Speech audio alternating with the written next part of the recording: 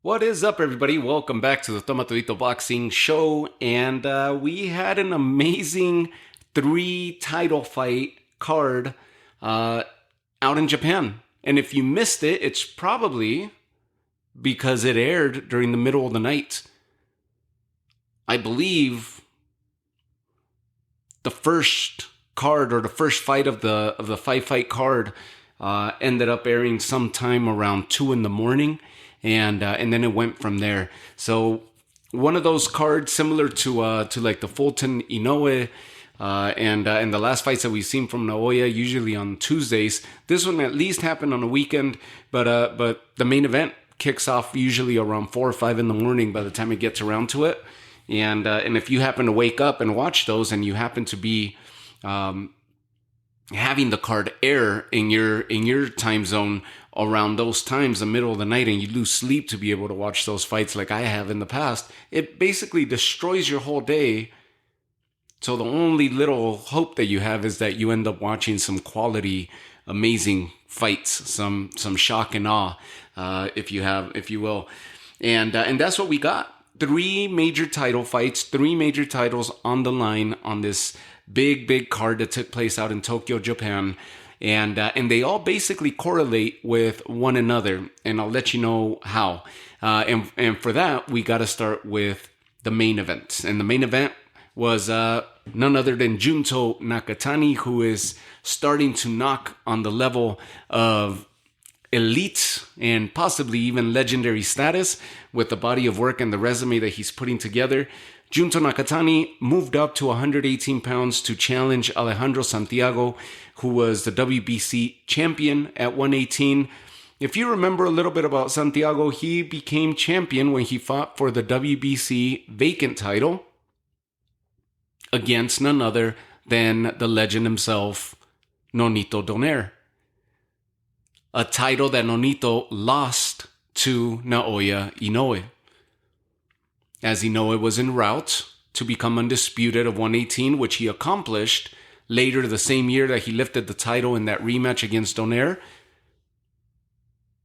He ended up beating Butler to close out 2022 and became undisputed of 118. He immediately vacated and announced that he was going to be campaigning at 122. Naoya Inoue vacated all titles. Nonito's old WBC title, which he lost to Inoue, became vacant.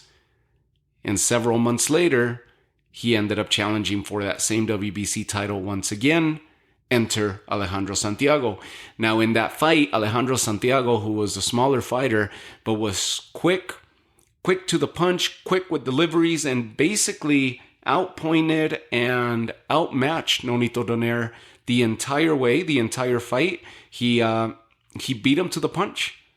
He was just a better man that night, and Nonito was unsuccessful in getting his old title back and getting another title added to his resume. Alejandro Santiago became WBC champion with a unanimous decision win over Donaire, and this fight was supposed to be his first title defense of the WBC title against new arriving challenger Junto Nakatani to the division. On paper, this fight was very intriguing because we have the shorter, smaller fighter in Alejandro Santiago, who is the champion at 118, against the taller,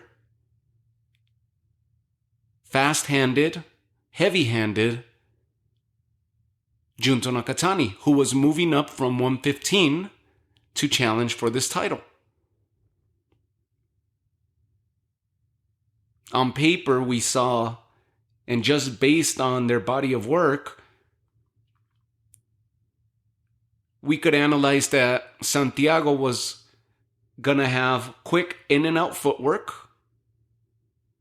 the quick wave style attack that he does, similar to a Manny Pacquiao style, where he goes in, delivers, moves out, catches people on the reset, moves back in. Not as elusive as Pacquiao, obviously, but we knew that Santiago was going to implement his in and out with and letting his hands go, because he's very good at delivering his combinations in fast succession. And being that he campaigns at this higher division, well, we expected power to be on his side, and as he has shown in the past. For Junto Nakatani, we saw lateral movement, superior footwork, taller, longer reach, initiating his attack by way of the jab. Also has fast hands, fast delivery. Intriguing matchup overall. What ensued was something slightly different, where Santiago did start finding some success in doing his best at implementing his plan, just like what we just analyzed and what we just called. And had some success, not as much as he would have liked, but did find some success with his in and out approach, with his explosive attack, and made Nakatani pay on numerous occasions for leaving himself open. But Nakatani executed his game plan and utilized his abilities to near perfection. He utilized his height and did not abandon it. He utilized his reach and did not abandon that.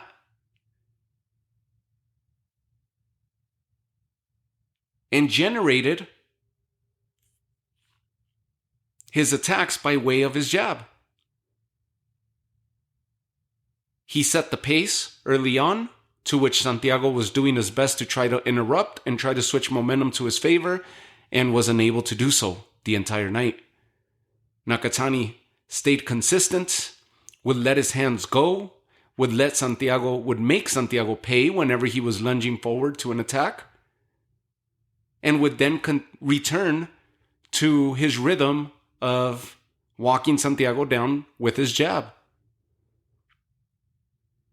He continuously kept Santiago on the back foot, continuously kept Santiago off balance,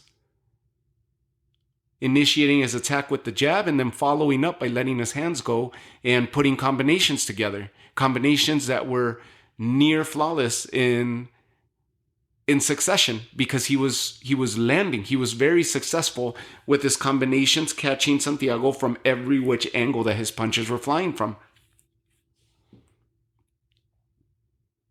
By the fifth round, we end up seeing not a frustrated Santiago, but a worn out, confused Santiago, because no matter what he tried,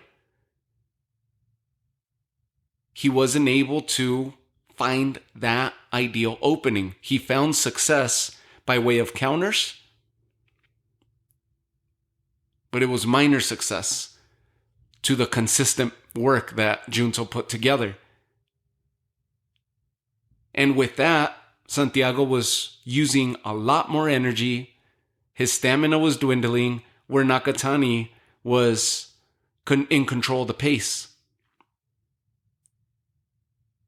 Still looked very comfortable by the time the fight ended. And by the end of the fifth round, you start seeing a diminished version of Santiago. And like I said, not so much of a frustrated Santiago, but more of a confused, worn down Santiago. Enter the sixth round, and they have some very good exchanges, to where Nakatani begins to use his lateral movement to initiate his openings and to find his openings, and he's finding success. He goes in and out, side to side, jabs, finds the openings, followed by a combination, pushing Santiago back, forcing Santiago to fight on the back foot, and keeping him off balance at that. And Nakatani sneaks a right hand down center, drops Santiago, and you started seeing the downfall of Santiago presenting itself. This is 1 minute into the sixth round. Santiago answers the count, gets on his feet, begins to round the ring,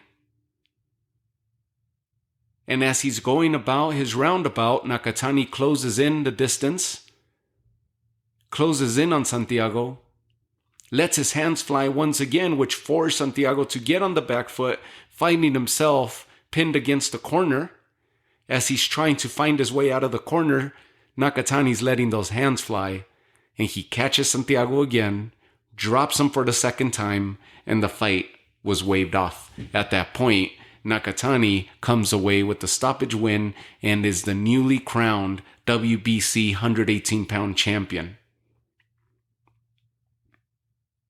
And what I said at the opening, that Nakatani's body of work and his resume is starting to, in my opinion, has already reached the level of greatness and is knocking on the door of elite level. And now we just got to stand by and see what he's going to choose to do. If he's going to do what he's done in the past at 112 and at 115, where he defends once or twice, relinquishes, and then moves up to campaign at a new division, which in this case would be the 122 division that is dominated by Naoya Inoue right now, who is the undisputed champ. Or if he's going to try to unify the entire division and accomplish what his fellow countryman Inoue did at this division not that long ago. Should he do that, there's plenty of competition at the 118-pound division, with plenty of big money fights for Nakatani to make. This would definitely cement his legendary legacy should he become undisputed at 118, or if he chooses to continue his trajectory of maybe one or two defenses, moves up to 122. Whether Inoue is there or not, that would be a huge fight to make from rival countrymen. Huge fight for Japanese boxing. Or if Naoya decides to vacate like he did at 118, and this is in the near future, and decides to campaign at 126, which remember they were already starting to line him up with Robeisy Ramirez before he lost his title at 126 to Rafa Espinosa this past December. If Naoya decides to take his talents to 126 and vacates all these titles like he did at 118, which is the reason why Santiago was a champ, because of those vacant titles, then you bet your ass that Nakatani would go to 122 and try to conquer a title in a fourth division, becoming a four division champion.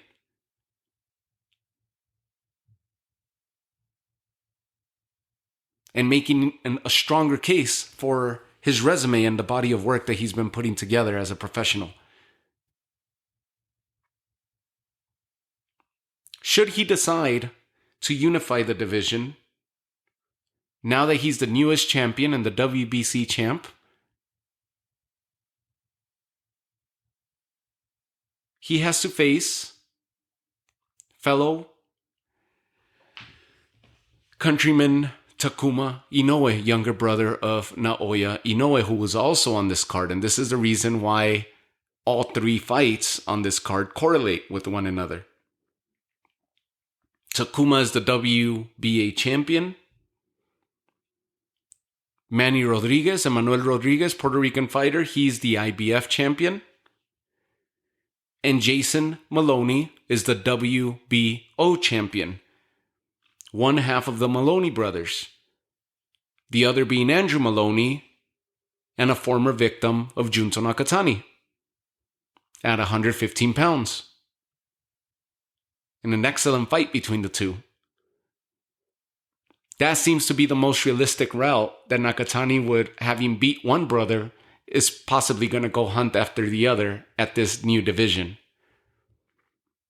He could have a fellow country rivalry with Naoya Inoue's younger brother, and if he beats him, that would even add to the intrigue and the storyline of him moving up to 122 to challenge Naoya for his belt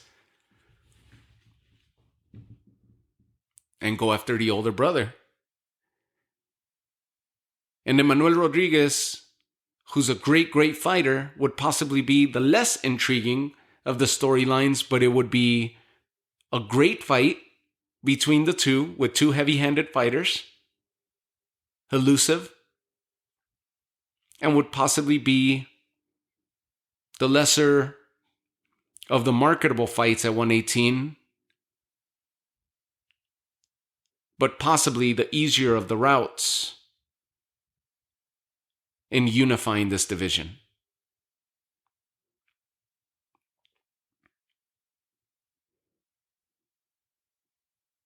So, how do they correlate? Well, he just entered 118, the newly crowned champion.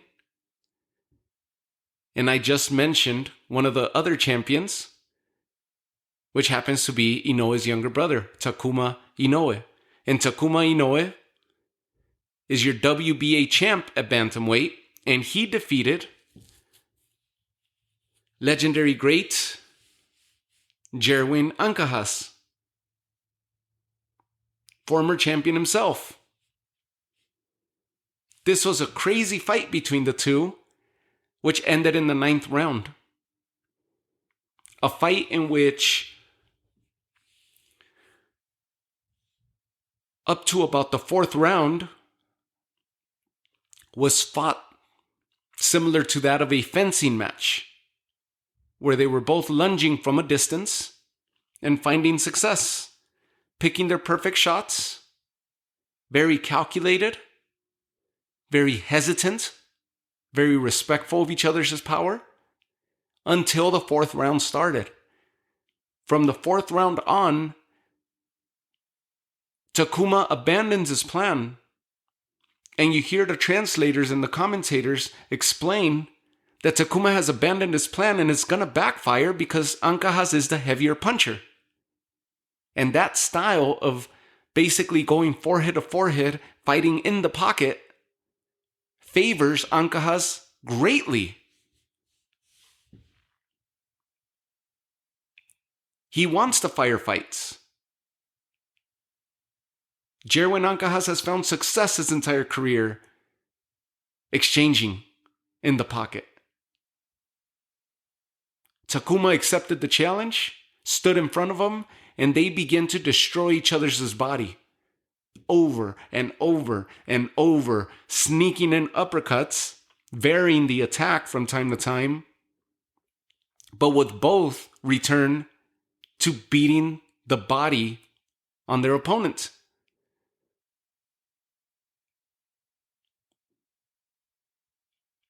Their insides by the 9th round should have been mush at that point, and it seemed like Ancajas was in worse condition than Takuma Inoue. As Takuma finds, he doubles up on his body attack. He lands the first one,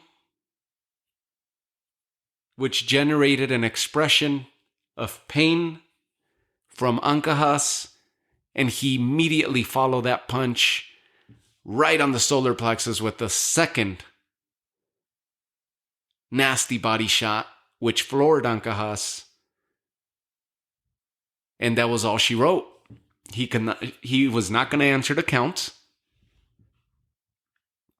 It took him a while to get on his feet, and Takuma retained his title.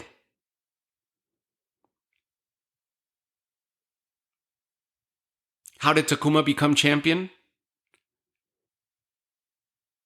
Well, if you followed this division, and if you didn't, well, I just told you. His older brother, when he unified after he defeated Butler in December of 22, he was collecting belts. One of those was 2 of the belts that he lifted from Nonito Donaire. He lifted the WBA title. And then he took the WBC title in their rematch. And then he defeated Butler for the final piece of the puzzle.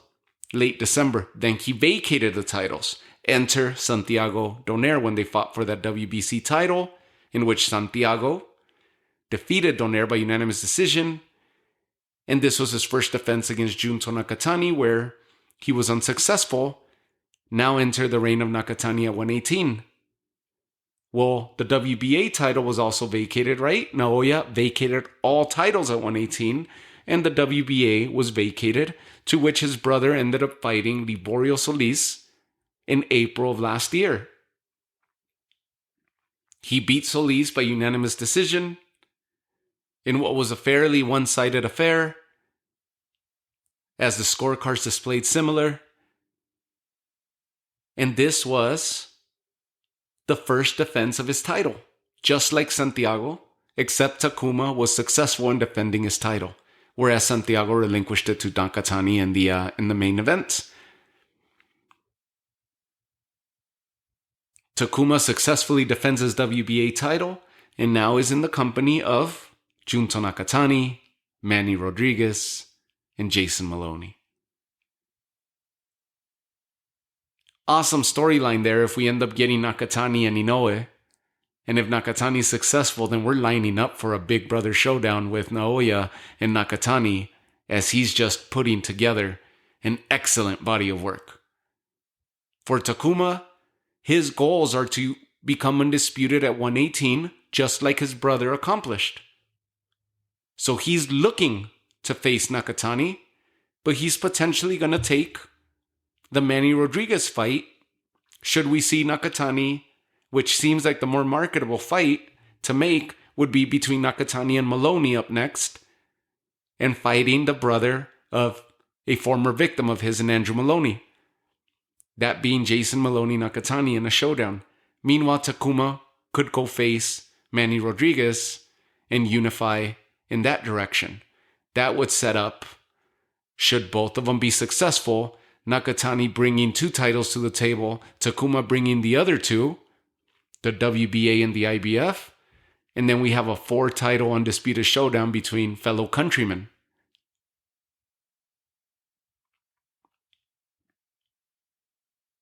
Crazy how that division is developing and playing out.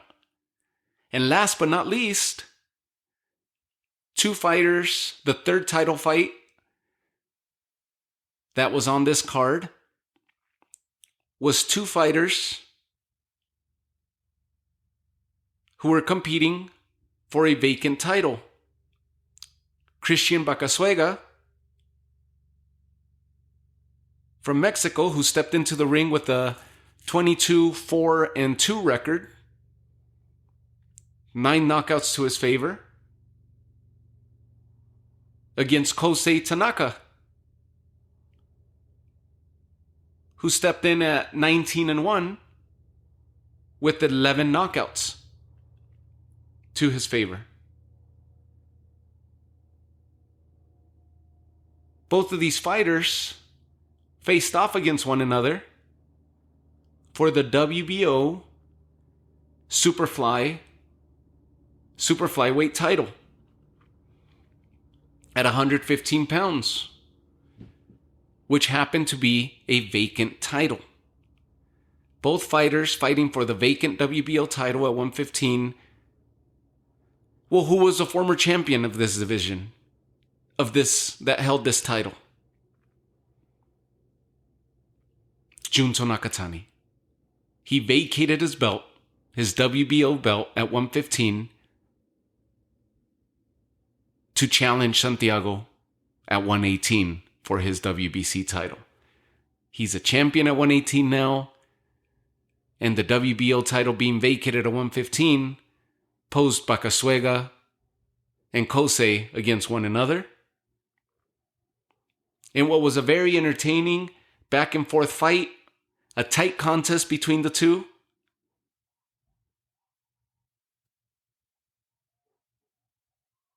That ended up in a decision.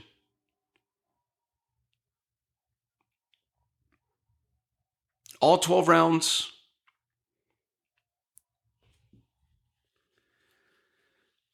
And Kosei Tanaka walks away the WBO newly crowned champion, with Pat Russell scoring the fight for him 117-110. Surat Soikricheng 119-108. Don Trella 116-111. All favoring Kosei Tanaka, crowning Kosei Tanaka the new 115-pound WBO champ. And out of those scores, the 116-111 is possibly the best one that reflects the action that we saw in the ring. Because Bacasuega was not just a walking punching bag, he was just being outpointed, outboxed, but was doing his best to push the action and try to find success. It was just too little too late. So now we have Kosei Tanaka as a newly crowned champion of 115 pounds, and he joins the likes of Fernando Martinez, who happens to be your IBF champ, Pumita Fernando Martinez. You have Katsuto Ioka, who we just did an episode on not that long ago. He's the WBA champ. And Juan Francisco Estrada, who is the WBC champ. Those are his fellow champions. Should he decide to take a shot at unifying the division.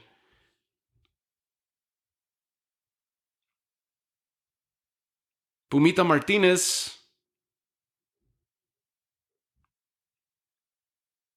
has not announced a fight for 2024 yet. But again, how do all these fighters correlate with one another? Well, Kosei Tanaka becoming a champion at 115 could potentially be fighting Pumita Martinez, who is the IBF champ at 115. And Martinez he became champion by beating Jerwin Ancajas, who is also featured on this card, who is now challenging Takuma Inoue at 118. He took the title from Jerwin Ancajas in February of 22, and they immediately came back and ran it back. That was a unanimous decision, and it was such a great fight between the two that they ran it back in October of 22. Immediate rematch, and Pumita Martinez is again successful. 24 rounds between the two, and 24 amazing rounds between those two. He then went on to defend the IBF title for a second time against Jade Bornea in June of 2023. And no plans of Martinez returning. And that's how Martinez became champion at 115, lifting the title from Jerwin Ancajas. Well, here we go now with Kosei Tanaka, the newly crowned champion. This is one of his potential foes. Then we have Katsuto Ioka, who was supposed to have fought in December against Juan Francisco Estrada, but the Estrada team did not want to take the flight to Japan. And if you remember Katsuto Ioka, we did the episode when he has a tradition of fighting New Year's Eve. Go back and check out that episode because a lot of info came out on that episode that I put out as to how it correlated to this division and the future opposition. Well, Estrada and his team deemed that they were not going to be paid enough money to go make that showdown with Katsuto Ioka. They could make more money stateside. So they opted to pull out of that fight. And Katsuto Ioka went on with his traditional New Year's Eve fight, where he was successful, retained his the WBA title. So that's two of the champions at 115. Juan Francisco Estrada, who is your WBC champion, legendary status, fights with Carlos Cuadras, with Rung Visay, with Chocolatito, of course. He's now in talks to face Bam Rodriguez. He was in-house when Bam Rodriguez defeated Sonny Edwards. And the big money fight is for Bam Rodriguez. Remember, Bam campaigned at 115, unified at 115, vacated and moved down to 112. He is now a unified champion at 112 after lifting the second title from Sonny Edwards. Bam is your IBF and your WBO champ at 112. And he wants to go back and get his WBC title at 115. And the title holder happens to be Juan Francisco Estrada. And that's going to be a huge mega showdown between those two fighters, should it come to fruition. And it looks like talks, as far as I've read as of this episode, Eddie Hearn is involved in this, and talks seem to be progressing quite well. And it looks like that fight's going to happen towards the end of spring, maybe even this summer. So Kosei Tanaka is in tough company at 115 pounds. And that was the third of the title fights out in Japan. So we'll continue on. We'll continue monitoring what's going on. A lot of movement, a lot of title movement, a lot of championship fights to come, and a lot more continue to get announced. And this is panning out to be an excellent year for the boxing world, for boxing fans, as some of the biggest fights that we've been clamoring for in the past are starting to get made and continue to get announced. Much more action to come. Amazing card that Tokyo put together, and Tokyo is becoming a big hub in Asia for boxing. And congrats to Japanese boxing, because 3 champions featured in one card, 3 major champions and 2 divisions that are highly contested and have given us so much in years past. Congrats to Nakatani, congrats to Takuma, and congrats to Kosei. Can't wait to see how these 2 divisions play out as it relates to these boxers and what plays they're going to make to either try to unify or continue moving up.